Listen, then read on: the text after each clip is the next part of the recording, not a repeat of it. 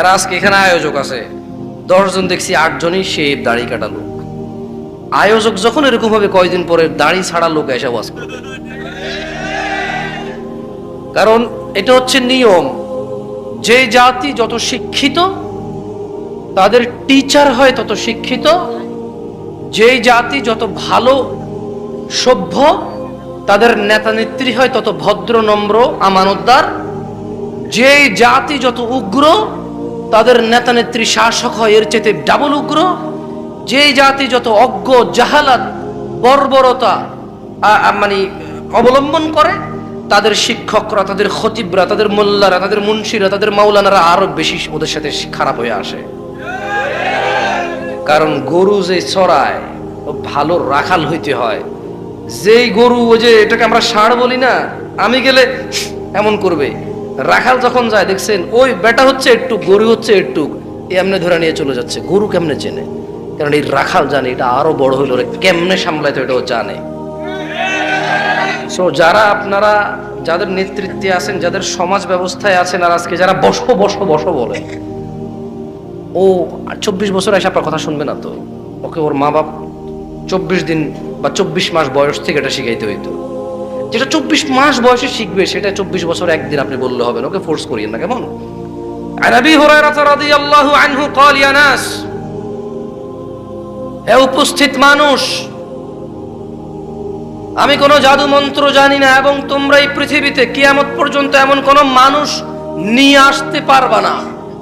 যদি তোমরা মনে করো কিয়ামত পর্যন্ত তোমরা এমন কিছু উদ্ভাবন করবে, এমন কোন মানুষের সন্ধান পাবে যে এসে বলবে, তোমাদের ঈমান হয়ে যাবে, তোমাদের আমল হয়ে যাবে, তোমাদের আখলাক হয়ে যাবে, তোমাদের হৃদয় পরিবর্তন হয়ে যাবে, তোমাদের অজ্ঞতা সরে যাবে, তোমাদের ইলম বৃদ্ধি হয়ে যাবে, তবে তোমরা ভুল সিদ্ধান্ত নিয়েছো।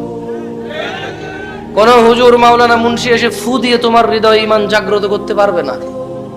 সর্বোচ্চ কিতাবুল্লাহ, আল্লাহর বই থেকে, সুন্নতে মুহাম্মদ সাল্লাল্লাহু আলাইহি সাল্লামের জীবন থেকে তোমাকে কিছু আদর্শ দিয়ে যেতে পারে, নিষেধ দিয়ে যেতে পারে, আদেশ করে যেতে পারে। ওটা তুমি অবলম্বন করলে তোমার সংশোধন হবে।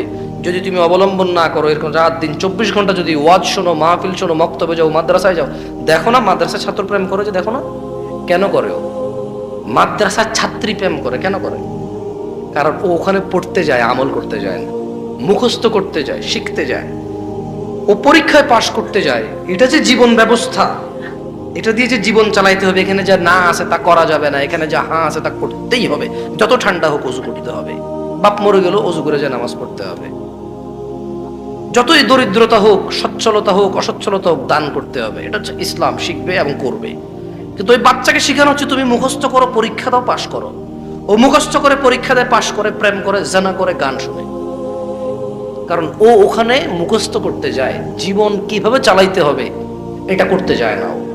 এই জন্য স্কুল টিচার ঘুষ নিয়ে শিক্ষক নিয়োগ দেয়, এই জন্য মাদ্রাসায় ঘুষ নিয়ে শিক্ষক নিয়োগ দেয়।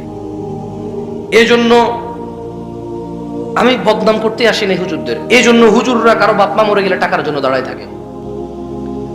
এই জন্য স্বামী স্ত্রী তালাক হয়ে যায়, হুজুররা বলে তুমি যদি 5,000 টাকা দাও অমুক জায়গায় বড় মুফতি আছে, উনি তোমাদের আবার মিলাই দিতে পারবে। এই জন্য একটা মহিলা বলছে যে আমার এরকম এরকম খারাপ লাগে, আমার স্বামী আগে আমার কথা শুনতো, এখন আমার কথা শোনে না, হয়েছে কি? হুজুর বলবে যে তোমার শাশুড়ি তোমার জন্য তাবিজ করছে। এবার স্বামী যাবে, আমার বউ আগে ভালো ছিল, এখন আমার বউ কেমন কেমন করে। এবার হুজুর বলবে যে তোমার বউয়ের আগের প্রেমিক তারে জাদু করছে, তাবিজ করছে। এইবার শাশুড়ি যাবে, আমার জামাইটা মেয়ের কথা শোনে না, শাশুড়িকে বলবে আপনার মেয়ের আগের প্রেমিকা তাকে প্রেম করে রাখছে, এটা অনেক আগের, তাদের এখনো বান কাটতে হবে আপনি। মানে যখন কেউ বলে তাবিজ করছে, ছেলের বউকে বলে তোমার শাশুড়ি করছে, ছেলেকে বলে তোমার বউরে তোমার বউয়ের আগের প্রেমিকা করছে, ছেলের শাশুড়িকে বলে আপনার জামাইয়ের আগের প্রেমিকা করছে। এই জন্য হুজুর শিখছে কিন্তু হুজুর মানে নাই। হুজুর কি করে নাই? মানে নাই। এই জন্য হুজুর নিজে দিন সম্পর্কে মসজিদের সভাপতি হয়, মাদ্রাসার সভাপতি হয়, নিজের বাচ্চাদেরকে নামাজ পর্যন্ত শিখায় নাই। কারণ সে ভাবছে যে সভাপতি হয়ে গেলে চলবে, সে ভাবছে যে সেক্রেটারি হয়ে গেলে চলবে, সে ভাবছে তার দাদা 2 বিঘা জমি দিয়ে গেছে মসজিদ মাদ্রাসার জন্য, সে ভাবছে এটা তার উপার্জনের পথ। মসজিদ মাদ্রাসায় মানুষ দান করবে, এগুলো সে হিসাব রাখবে, হিসাব দিবে না ঠিকভাবে। সে ভাঙ্গা ভাঙ্গা ব্যবসা বাণিজ্য করবে, আস্তে আস্তে শোধ করবে মসজিদ মাদ্রাসাকে। তার দাদাই দিয়ে গেছে আল্লাহকে, সে সেটার মধ্যে রাজত্ব করবে, কারণ সে দিন জান্নাতে যাওয়ার জন্য শেখে নাই। এই যারা ওয়াজ করায় তাদের উদ্দেশ্য কি আসলে বলতে পারেন? নিশ্চয়ই তাদের উদ্দেশ্য এই পুরো গ্রামের মানুষের হিদায়াত। তাহলে সে নিজেকে কেন করছে না? ওর কেন টাকনুর নিচে প্যান্ট? ওয়াই টাকনুর নিচে প্যান্ট পরলে আল্লাহ কিয়ামতে দয়া দৃষ্টিও করবে না, দয়াও করবে না। এভাবে দয়া করে আল্লাহ সুবহানাহু ওয়া তাআলা রহমও করবে না, রহমের দৃষ্টিতে তাকাবেও না টাকনুর নিচে প্যান্ট থাকলে। মাহফিল কমিটি পুরো গ্রামবাসীকে দাওয়াত দিল।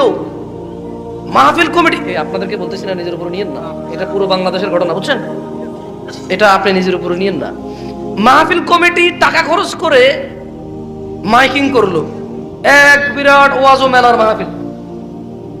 দোকান টোকান তো ওঠে, এখানে উঠছে কিনা আমি জানি না, এখানকার কথা বলছি না, আমি 90% কথা বলছি। কেমন মাহফিল কমিটির লিফলেট ছাপাইলো। মাহফিল কমিটি দূর থেকে একজন বড় আলেম বক্তা, মনে রাখবেন এই যে আমি এখানে কথা বলতেছি শেষে, এর মানে না যে আমি বড় আলেম। একটু আগে যিনি কথা বলে গেছে আমি ওনার ছাত্র হওয়ার যোগ্য না, কিন্তু আপনারা ডিসাইড করতে পারেন না কে ভালো আলেম। এই জন্য আপনারা যাকে যার কথা শুনতে ভালো লাগে তার কথা শুনতে যান। কেউ গান গায়, কেউ গজল গায়, কেউ সুন্দর করে কৌশল করে কথা বলে, আপনারা সেই প্রেমে পড়ে যান। আপনারা কেউ ইলমের প্রেমে পড়েন না। যদি ইলমের প্রেম হইতো আপনাদের, যদি নলেজ সিকিং হইতো, যে আমি জ্ঞান শিখবো, ভালো মন্দ সম্পর্কে জানবো, তাহলে একটু আগে বেশি মানুষ হইতেন, এখন হইতেন না।